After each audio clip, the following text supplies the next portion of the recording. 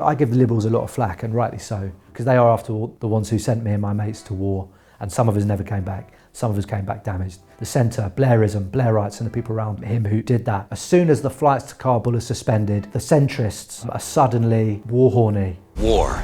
It's fantastic. All of a sudden they're ready to put on their tin hat and get in the trenches. And of course it's ridiculous. I don't think they'd last 5 seconds in a place like that. I'm sure they would just completely collapse. That said, I mean, go for it. If these people are keen to go and fight the Taliban, bang them on a plane, send them out, parachute them into Kabul. Our elite strike team of Tony Blair's mates and Alistair Campbell and maybe Brian McFadden, I'm absolutely down for that spectacle. Send them in. As a former soldier who served in Afghanistan, it saddens me, but I'm going to be honest with you and tell you that the last 20 years in Afghanistan was a complete waste of time, waste of money, waste of lives. I have lots of friends in the military who suffered very badly.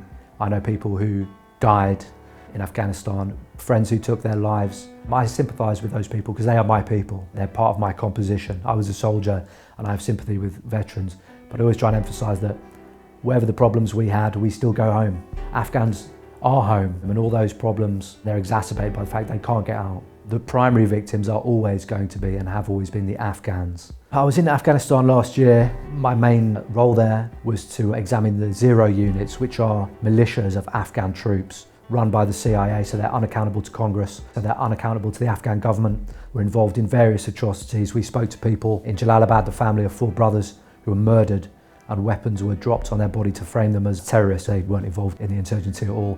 We went out to a very remote village in a Toyota Corolla, absolutely terrifying on ID-stricken roads. Their village was attacked. Spoke to a man, his son sought refuge next to the mosque. They dropped a Hellfire missile on the mosque. They dug his son's body out a few days later. The Zero units came in, killed various people, ruined a lot of the infrastructure, burned the petrol station, which is a major local source of income. Some people did benefit from the war in Afghanistan. Your average Afghan isn't among those people. I'm not among them. Arms firms benefited from the war in Afghanistan. Military contractors, mercenary firms, a lot of those people have squirreled their money away. They've cut and run, butchered and bolted, as we used to say about British imperial adventures. It's an age of terror, but it's also an age of massive deceit. And in some cases, self-deceit. Defeated nations and defeated armies have to come up with alibis as to why they lost. It's an enemy within. In Vietnam, it was the hippies. The hippies betrayed our veterans. And the same thing will happen here. They will blame the left. They will blame the anti-war movement. Whatever you think of them, objectively, everything the anti-war movement said 20 years ago has come to pass, almost word for word. The issue of Afghanistan goes on.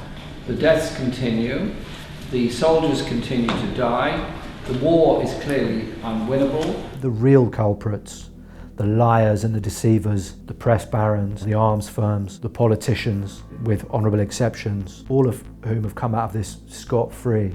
It really speaks to just the political culture and the media culture in Britain. And the Campbells, the Blairs, the butchers of Baghdad and Basra are still seen as serious people. It's unbelievable. All the Afghan voices you could cite, all the Iraqi or Libyan voices you could cite, all the critics in the West that you could cite and talk to, as if these fools and these clowns and these failures are serious people who should be listened to.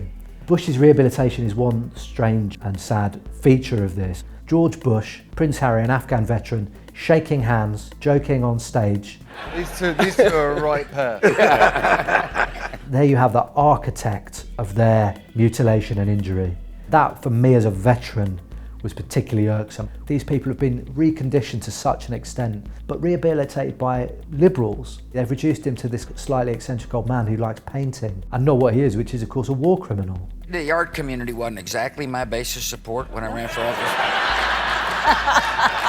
If you've followed the news about Afghanistan beyond the headlines, the fact that the Afghan army capitulated very quickly isn't that shocking. It's still on the British Army website that they've trained 350,000 soldiers in Afghanistan. Between 100,000 and 200,000 were just ghost soldiers. Their wages was being pocketed by corrupt officials, dodgy generals. The shock in this country probably speaks to the media narrative, which has repeated government press releases on the progress in Afghanistan, almost verbatim. The reality on the ground is that beyond Kabul and a few other major cities with a major military presence, the government's grip, and by extension the Western grip on power in Afghanistan, was always fairly tenuous. It's hard to say what will happen now. There have been some bizarre Adam Curtis-esque images of young Taliban fighters riding merry-go-rounds, going to the gym and riding bumper cars in a fairground in Kabul. Whether Taliban 2.0 is the same as the Taliban of 96 or 2001, I don't know. Time will only tell, but we know they're a deeply reactionary conservative force. There are concerns that the Taliban will come in and their presence will diminish human rights, and they're justified concerns. But it's also true that the occupation diminished human rights. The British military, the Australian military, the US military,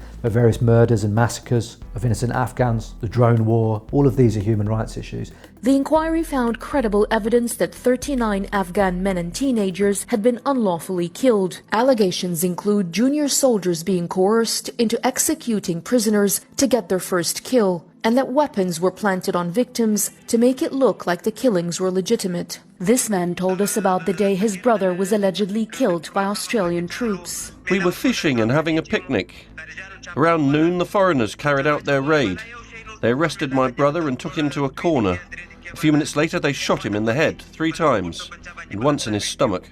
The argument that we intervene in places and that doing so helps women and children. It's a really, really insidious argument which is made by people who would consider themselves liberals. Let's face it, that's where that comes from. In the army we have a term for that, it's called bullshit.